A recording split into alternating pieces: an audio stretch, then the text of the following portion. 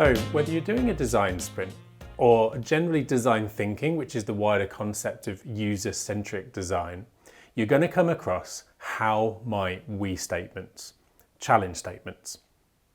So it's a very simple process for turning a problem into a challenge statement. It kind of just makes it slightly more of a positive way of taking on a challenge. Now, writing how might we statements isn't quite as straightforward maybe as you think. There is a little bit of thinking about how you structure it. But with a little bit of practice, you can get everyone used to writing them. And it's a great way to have everyone in your organisation looking at problems in a similar way. Now, a great way to think about the how might we statement as you write it is to think of it in these terms. How might we do something in order to change something for someone?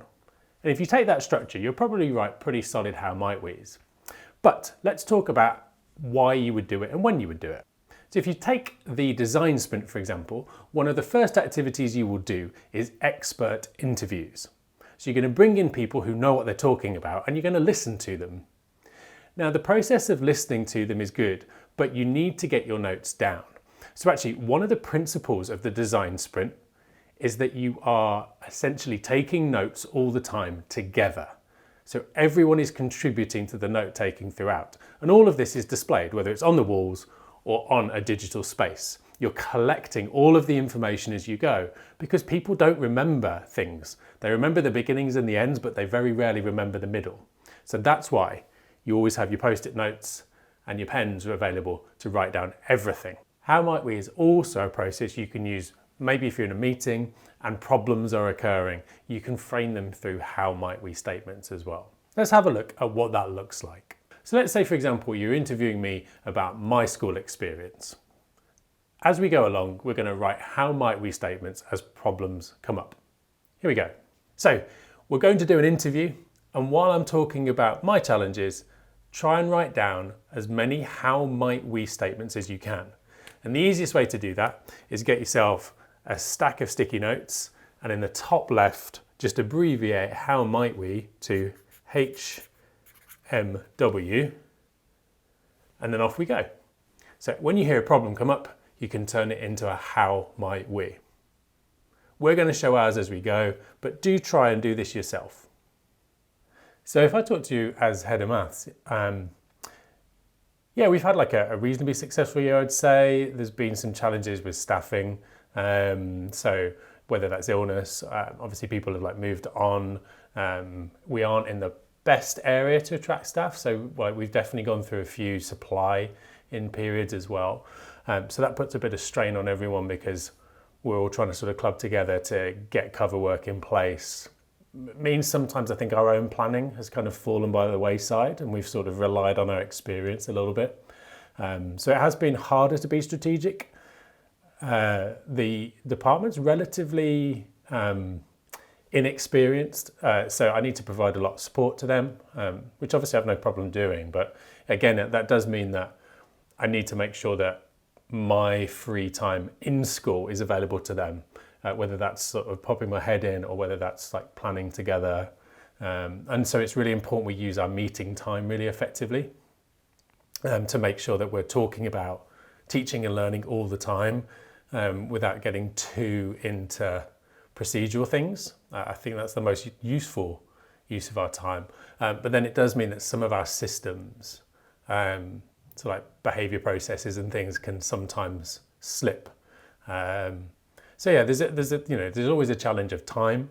My own planning ends up getting shifted to a lot of evenings and weekends, which is not ideal, but it's one of the realities of it, isn't it? In terms of like the students, I think, well, generally I think we're well regarded, but actually now I say that out loud, I probably need to find out if that's the case. We've got some gaps with sort of particular groups of students that are under their expected level, and we need to put in some support for them. So we're looking at ways to do that.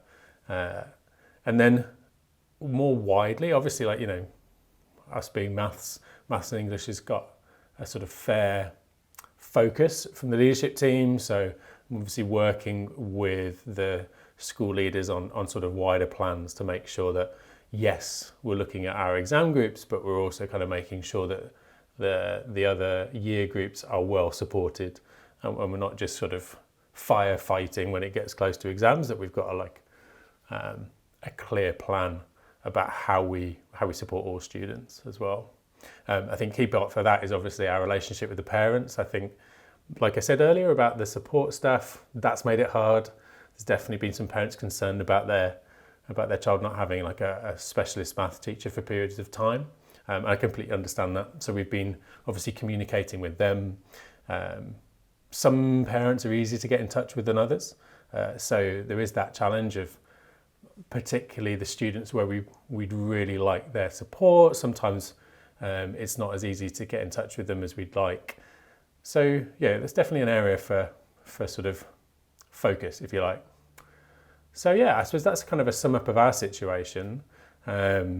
Really enjoy working with my colleagues. They're absolutely superb. And I just hope we can keep them and they stay interested and they have the opportunities to progress their careers with us. If they move on, that'd be great. And I'll sort of hopefully that's down to what we've done with them. But if we can find those opportunities to keep the team together, that would be really, really great in terms of achieving what we want to going forward. Okay, hopefully you've got lots of how might we's in front of you. Now it's time to look at how you can use those to hone into the key challenge. Now, a great way to do that is a note and vote. You've done the note bit, it's now time to vote.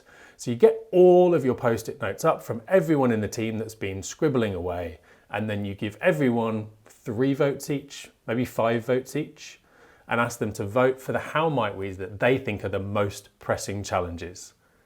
And the ones who got the most votes, there's your priority. And that will be a really useful way to start off the process, either with a leadership team or with a department, and find the right challenge to take in to the design sprint. You're going to hone it down further. You're going to do expert interviews again in the design sprint, but it's really useful to go in understanding the potential challenges, whether you're really solving the right problem, and that's where these activities can come in. So next, we're going to have a look at the 5 whys, because sometimes, even though you've got a how might we that makes sense, you might have that niggling feeling that actually the root cause is a little bit deeper and you need to go and find it. So there you have it. An expert interview where everyone was writing how might we statements, and we've had a voting process. And what it means is we've got a big overview of all the challenges we face. But it means we've also got a priority. Should have put the dots on the how might, makes it easier to read. There you go, lesson learned.